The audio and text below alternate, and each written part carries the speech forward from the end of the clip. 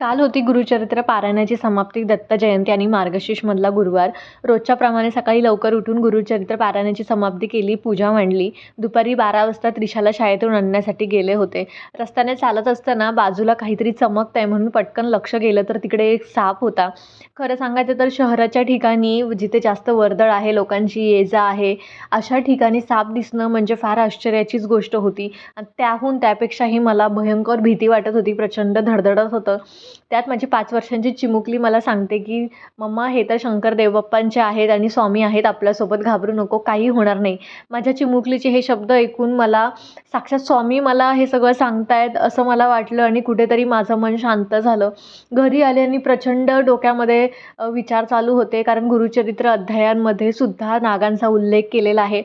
तर आता तुम्ही मला कमेंट करून सांगा, की हा जो मला अनुभव आला तो ह्याच्याशी संबंधित आहे की नाही आहे? तुमचं काय मत आहे यावर? चांगलं किंवा वाईट जे काही तुम्हाला वाटतंय ते प्लीज मला कमेंट करून सांगा. तुमच्या उत्तरांनी कदाचित मला अजून मार्गदर्शन मिळेल आणि माझं मन आणखीन शांत होईल. तर प्लीज मला कमेंट करा.